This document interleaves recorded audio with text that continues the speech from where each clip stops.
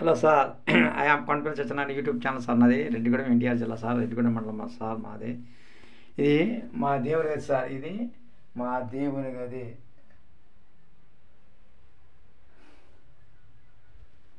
Sir మీకు ఇష్టం వచ్చిన దైవాన్ని ప్రతిరోజు పూజించుకోండి సార్. చాలా మంచి సార్.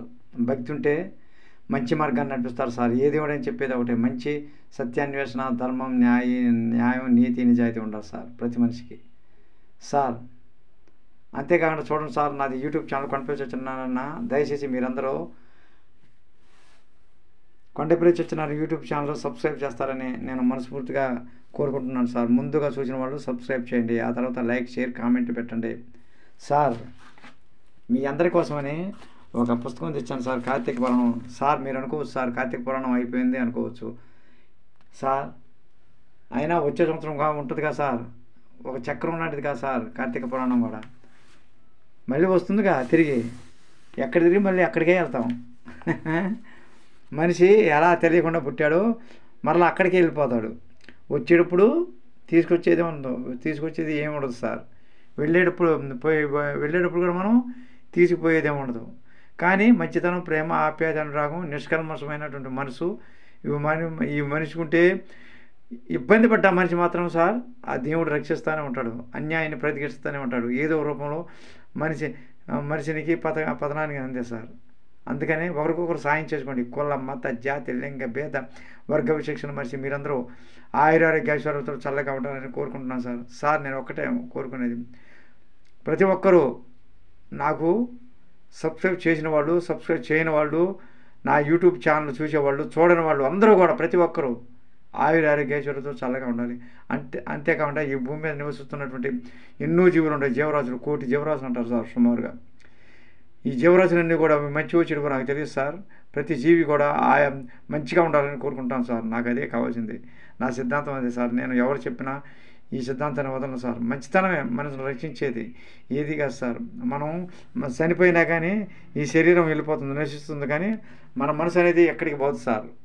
అది ప్రతి మనిషి గ్రహించాలి. మన మనసు మంచి మనసు ఉంటే మళ్ళీ మళ్ళీ మళ్ళీ మనం పుట్టచ్చు మనిషిగా. దేవుడు ఏం చేయలేడు, ఇది యథార్థం. That's a challenge. మళ్ళీ పుట్టచ్చు. ఇవన్నీ ఏంటి సార్, శరీరానికి ఈ వయసు, ఆత్మస్థైర్యం ఎప్పుడైతే ఉంటుందో మనిషిలో ఏదైనా సాధిస్తాడు. ఈ ముసల్తానం ఇవన్నీ భ్రమ సార్, భ్రమ. ఒక ఏదో సైన్స్ ప్రకారం మనం ఉంటాం కానీ ఇది భ్రమే. కానీ ఆత్మస్థైర్యం ఉంటే ముందు చలాకీగా నడవగలడు మనిషి. Young man, that is young man. ఎవరైనా సరే ప్రతి మనిషి ఆత్మస్థైర్యం ఉండాలి. అయ్యో నా పని అయిపోయింది, నేను వచ్చిన టైం అయిపోయింది, నా జుట్టు నడిచింది, నా మీసాలు నడిచిపోయినాయి, నా గడ్డం నడిచిపోయింది అంటే మనిషి ఏం చేయలేడు. ముందుకు దూకు, ఒక మంచి పని సాధించు. అది that's a challenge sir. Kondapalli Satyanarayana YouTube channel subscribe చేస్తారని ముందుగా ఒక్కసారి సబ్స్క్రైబ్ చేస్తే చాలు సార్. గంట సింబల్ దగ్గర నొక్కితే మళ్ళీ ఆల్ వస్తుంది, దాని దగ్గర క్లిక్ చేస్తే సరిపోతుంది సార్. అది ప్రతిరోజు మీరు లైక్, షేర్, కామెంట్ కూడా పెట్టండి సార్. సబ్స్క్రైబ్తో పాటు లైక్, షేర్, కామెంట్ సార్. మీరు పెద్ద ఇలా చదివేటప్పుడు పెద్ద పాటలకు కానీ పెద్ద పద్యాలకు కానీ ఏమైనా చెప్పేటప్పుడు 5 నిమిషాలు, 10 నిమిషాలు, 58 నిమిషాలు ఎంతసేపు చెప్పుకోవచ్చు సార్. పెద్దవాటికి కూడా మీరు దయచేసి అలా చూసి ఇష్టం లేకపోయినా సరే ఒకసారి చూడండి సార్. కనీసం ఒకసారి చూసిన తర్వాత లైక్ చేయండి, షేర్ చేయండి, కామెంట్ పెట్టండి సార్. కనీసం నా మీద దయచేసి, మీ ఇష్టం సార్. మిమ్మల్ని నిర్బంధించేదేటటువంటిది లేదు. మీరే నా సంపద సార్. మీ యూజ్ ఉంటేనే, మీరు సబ్స్క్రిప్షన్ అనేవాళ్ళు ఉంటేనే సార్ నేను ఉండేది, లేకపోతే నేనేం లేదు. అంతా శూన్యం బాబు. జీరోనైనా హీరోనైనా చేయాలంటే మీరే సార్. మీరు లేనిదే నేను లేను సార్. అది ప్రతి మనిషి గ్రహించాలి. యూట్యూబ్ చేసేవాళ్ళు ప్రతి మనిషి మనం చక్కగా మాట్లాడాలి ఎవరితోటైనా. అది నాకు కావాల్సింది. మనకు తగదలొద్దు. అంతా మంచిగా ఉందాం, ఒకరికొకరు సాయం చేసుకుందాం. Okay sir. Thank you sir. Thank you very much. మీరు నన్ను ముందుకు ఇంకా తీసుకెళ్తారని నేను మనస్ఫూర్తిగా ప్రయత్నిస్తున్నాను సార్. ఇక నేను మొదలు పెడతాను సార్. కార్తీక పురాణము 2వ అధ్యాయం సార్. రెడీగా ఉన్నాను సార్. ముందుగా విఘ్నేశ్వర స్తోత్రం చదువుదాం సార్. శుక్లాంబరధరం విష్ణుం శశివర్ణం చతుర్భుజం ప్రసన్నవదనం జాయ సర్వ విఘ్నోపశాంతయే అగజానన పద్మార్కం గజానన మహర్నిశం అనేకదంతం భక్తానామేకదంత ముపాస్మహే. యా కుంజార్ధవలయ సంప్రవస్త యావిన వర్ధనం మండల యాశ్వత పద్మాసన బ్రహ్మచ్యుత శంకర పృథ్వీ దేవసద పూజిత సామపత్ సరస్వతి భగవతి నిశేష జాట్య 22వ అధ్యాయం సార్. బ్రహ్మమురారిసురార్చితలింగం నిర్మల భాషి సుశోభితలింగం జన్మజ దుఃఖ వినాశితలింగం తత్ప్రణమామి సదాశివలింగం. 2వ అధ్యాయము సోమవార వ్రత మహిమ సార్. ఇది జనక ఇంతవరకు నీకు అంతకుముందు జనక మహారాజుకి ఎవరు సార్ చెప్పేది? జనక మహారాజుకి మిథిలాసేశ్వర ఓ రాజా జనక మహారాజుకి చెప్తాడు.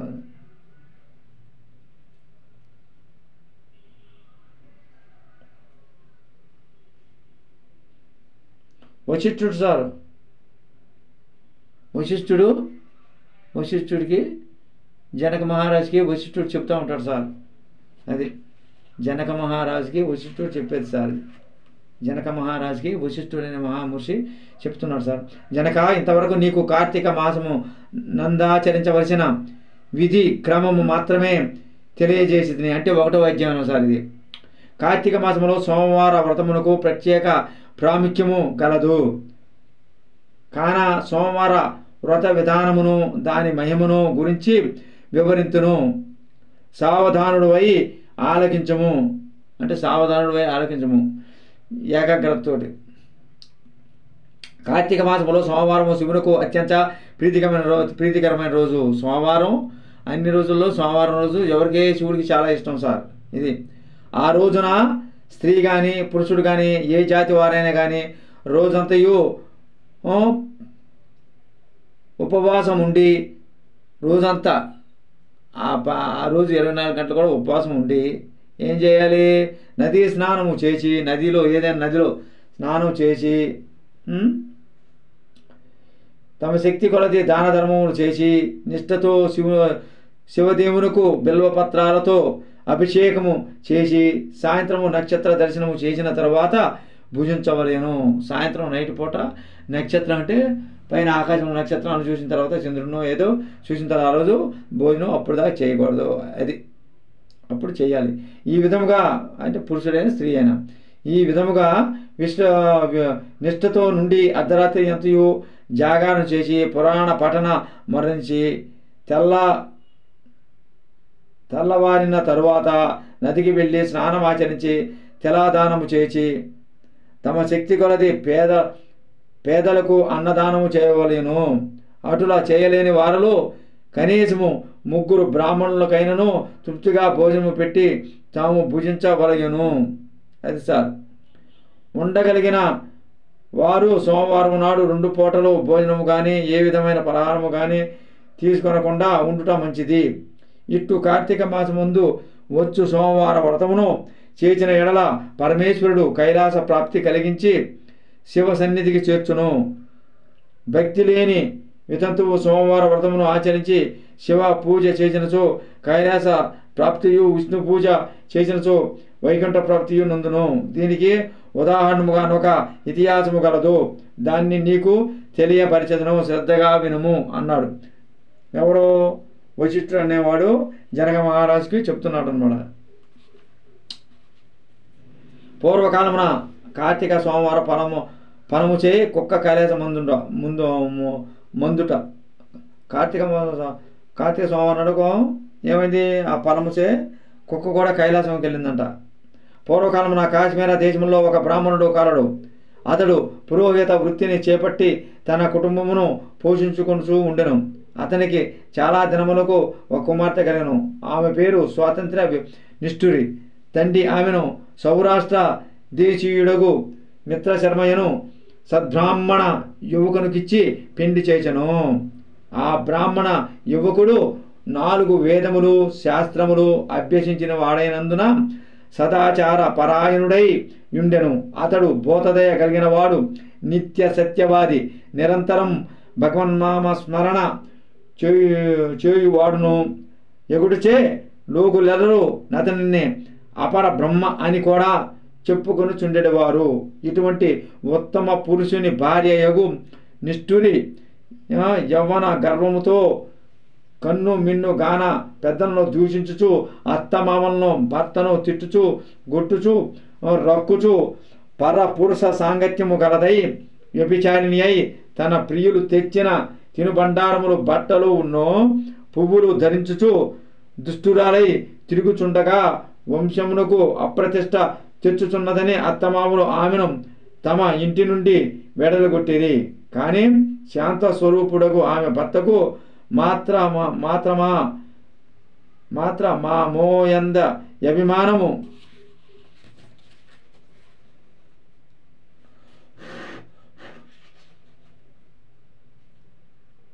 పోక ఆమె ఎంతటి నీచ కార్యములు చేసినను సహించి పొమ్మనక విడువక ఆమె తోడనే కాపురము చేయుచుండెను. కానీ చుట్టుపక్కల వారా నిష్ఠురి గయ్యాళితనమున కేవ గించుకుని ఆమెకు కర్కశ అనే ఎగతాళి పేరును పెట్టుటచే అది మొదలందరూ దాన్ని కర్కశ అనియే పిలుస్తూ ఉండేవారు. ఇట్లు కొంతకాలము జరిగిన పైన ఆ కర్కశ ఒకనాటి రాత్రి ఏకశయ్యపై తన భర్త గాఢ నిద్రలో నున్న సమయమును చూచి మెల్లగా లేచి తాళి కట్టిన భర్త అన్న విచక్షణ గాని దయాదాక్షిణ్యాలు గాని లేక ఒక బండరాతిని తెచ్చి అతని తలపై గట్టిగా కొట్టినది. వెంటనే అతడు చనిపోయాను. ఆ మృతదేహమును ఎవరి సహాయము అక్కర లేకనే అతి రహస్యముగా దొడ్డిదారిన గొంపోయి ఊరి చివరయున్న పాడు నూతిలో బండ వేచి పైన చెత్త చెదారములతో నింపి ఏమియో ఎరుగని దానివలే ఇంటికి వచ్చెను. ఇక తనకు ఏ ఆటంకములు లేవని ఇంకా విచ్చలవిడిగా సంచరించుచు తన సౌందర్యం చూచి ఎందరినో క్రియగంటనే వశపరుచుకొని వారల వ్రతమును పాడు చేసి నానాజాతి పురుషుల తోడను రమించుచు వర్ణ సంకరులు లయ్యను. అంతేగాక పడుచు కన్యలను భర్తలతో కాపురము చేయుచున్న పడుచులను తన మాటలతో చాలదేసి వారికి కూడా దుర్బుద్ధులు నేర్పి పాడు చేసి వీటులకు తాచి ధనార్జన కూడా చేయసాగాను. జనకరాజా, యవ్వన బెంకము ఎంతో కాలము ముండరు గదా. కాలం ఒక రీతిగా నడవదు. క్రమక్రమముగా ఆమెలోని యవ్వనము నశించినది. శరీరమందు మేహ వ్రణములు బయలుదేరినవి. ఆ వ్రణముల నుండి చీము రక్తము రసికారుట ప్రారంభమయ్యను. దానికి తోడు శరీరమంతా కుష్టి వ్యాధి బయలుదేరి దుర్గంధము వెడలుచున్నది. దినదినమున శరీర పటుత్వము కృషించి కురుపి అయి భయంకర రోగములతో బాధపడుచున్నది. ఆమె యవ్వనముతో నుండగా ఎన్నో విధాల తృప్తి కలిగించిన విటులయే ఒక్కరూ ఇప్పుడు ఆమెను తొంగి చూడరైరి. ఆ పరిసర ప్రాంతానికి వెళ్ళిన ఎడల తమ నిటులైనను పలకరించునని ఆ వీధి మొగమైనను చూడకుండిరి. కర్కచ ఇటుల నరక బాధలను అనుభవించుచు పురుగులు పడి కొంతకాలమునకు చనిపోయినది. బ్రతికి నన్నన్నాళ్ళు ఒక్కనాడైనా పురాణ శ్రవణమైన చేయని పాపిష్టురాలు కదా. చనిపోయిన వెంటనే భయంకరులనే యమపటులు ఆమెను గొంపోయి ప్రేతరాజగు యముని సన్నిధిలో నుంచగా యమధర్మరాజు చిత్రగుప్తుల వారిచే ఆమె పాపపుణ్యములు జాబితాను చూపించి, భటులారా, ఈమె పాప చరిత అంతంత కాదు, వెంటనే ఈమెను తీసుకువెళ్ళి ఎర్రగా కాల్చిన ఇనుప స్తంభమునకు కట్టబెట్టుడు అని ఆజ్ఞాపించను. ఇటులతో సుగించనందులాగాను యమభటులు ఆమెను ఎర్రగా కాల్చిన ఇనుప స్తంభమును కౌగులించుకోమని చెప్పిరి. భర్తను బండరాతితో కొట్టి చంపినందునకు గాను ఇనుప గదలతో కొట్టిరి. పతివ్రతలను వ్యభిచారులుగా చేసినందుకు సలసలా కాగిన నూనెలో పడవేసిరి. తల్లిదండ్రులకు అత్తమామలకు అపకీర్తి తెచ్చినందులకు శేషము కరిగించి నోటిలోనూ చెవుల్లోనూ పోసి ఇనుప కడ్డీలు కాల్చి వాతలు పెట్టిరి. తుదకు కుంభీక పాకమును నరకములో వేయగా అందు ఇనుప ముక్కలు గల కాకులు విషసర్పాలు తేళ్ళు జర్రులు కుట్టినవి. ఆమె చేసిన పాపములకు ఇటు 7 తరాల వారు 7 తరాల వారు అటు 7 తరాల వారు నరక బాధలు పడుచుండిరి. ఈ ప్రకారముగా నరక బాధల అనుభవించి కడకు కళింగ దేశమున కుక్క జన్మమెత్తి ఆకలి బాధ పడలేక ఇల్లు తిరుగుచుండగా కర్రలతో కొట్టువారు కొట్టుచు తిట్టువారు తిట్టుచు తరుమువారు తరుముచూ ఉండిరి. ఇట్లుండగా ఒకనొక శ్రోత్రియ బ్రాహ్మణుడు కార్తీక సోమవార వ్రతం ఆచరించి ఉపవాసం ఉండి సాయంత్రము నక్షత్ర దర్శనము చేసి బలి అన్నము నరుకుపై పెట్టి కాళ్ళు చేతులు కడుకొనుకొనుకై లోనికేగిన సమయమున ఆ కుక్క వచ్చి ఆ బలి అన్నమున తినెను. వ్రతానిష్టాకరిష్ఠుడైన ఆ విప్రుని పూజా విధానముచే జరిపించిన బలి అన్న మగుట చేతను ఆ రోజు కార్తీక మాస సోమవార మగుట వలన కుక్క 6 జంతయు ఉపవాసముతో ఉండుట వలన శివపూజ పవిత్ర స్థానమైన ఆ ఇంట దొరికిన ప్రసాదము తినుట వలన ఆ శునకమునకు జన్మాంతర జ్ఞాన ఉద్భవించెను. వెంటనే ఆ శునకము విప్రకులోత్తమ నన్ను కాపాడము అని మొరపెట్టుకొనెను. ఆ మాటలో బ్రాహ్మణుడు ఆలకించి బయటికి వచ్చి చూడగా కుక్క తప్ప ఆన్యులెవరూ లేనందున లోనికేగెను. మరలా రక్షింపుము రక్షింపుము అని కేకలు వినబడెను. మరలా విప్రుడు బయటికి వచ్చి ఎవరు నీవు, నీ వృత్తాంతమేమి అని ప్రశ్నించగా, ఎంత నా కుక్క మహానుభావ, ఈ పుట్టుకకు వెనుక 15 జన్మల యందు విప్రకులాంగనను నేను వ్యభిచారిణి అయి అగ్నిసాక్షిగా పిల్లలాడిన భర్తను జంపి వృద్ధాప్యంలో కుష్ఠురాలై తనువు చాలించి తరువాత యమదూతల వల్ల మహానరక అనుభవించి నా పూర్వీకుల పుణ్యఫలము వల్ల ఈ జన్మలో కుక్కనైతిని. ఈ రోజా మీరు కార్తీక సోమవార వ్రతము చేసి ఇచ్చుట ఉంచిన బలి అన్నమును తినుట వలన నాకు జ్ఞానోదయము కలిగినది. కావున ఓ విప్రోత్తమా, నాకు మహోపకారముగా మీరు చేసిన కార్తీక సోమవార ప్రతిఫలం ఒకటి ఇచ్చి నాకు మోక్షము కలిగించమని ప్రార్థించుచున్నామును అని వేడుకొనగా, కార్తీక సోమవార వ్రతములలో చాలా మహత్యము ఉన్నదని గ్రహించి ఆ బ్రాహ్మణుడు ఒక సోమవారం నాటి ఫలమును ఆమెకు దాయబోయగా వెంటనే ఒక పుష్పక విమానం అక్కడకు వచ్చెను. ఆమె అందరికీ వందనము చేసి అక్కడి వారందరూ చూచుచుండగానే ఆ విమానం ఎక్కి శివ సాన్నిధ్యమును కేగెను. మిట్టి నా జనక మహారాజు, కావున నీవును